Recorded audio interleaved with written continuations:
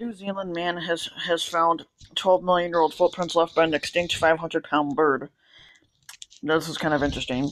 When New Zealand's first settlers arrived in the country in around 1300, they found a series of islands with lots of seafood, not much by way of edible plant life, and some of the most extraordinary flightless birds the world has ever seen. Over millions of years, New Zealand had developed a unique ecosystem.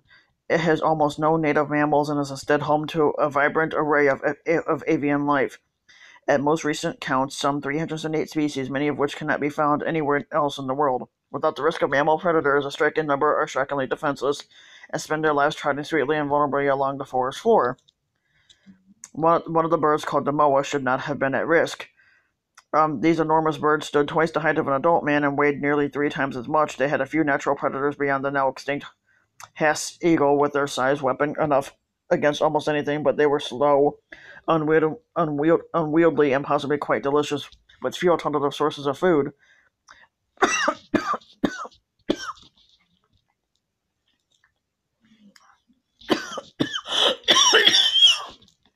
New Zealand's newly arrived Maori people quickly grew accustomed to killing and eating them. Within a century, the birds were gone forever. Earlier this year, however, a New Zealand tractor driver had an exceptional brush with some of these long dead giants. While taking his dogs for a swim in a river in a remote area of New Zealand's South Island, Michael Johnson noticed some unusual markings in the clay and contacted the local Otago Museum.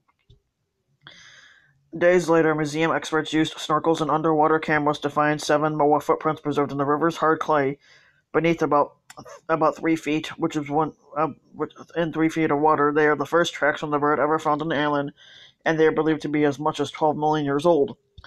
Recent wet weather in the area seems to have eroded the bank, exposing the clay slab below with its 7 footprints in it. Each is roughly a square foot, about 30 centimeters in size.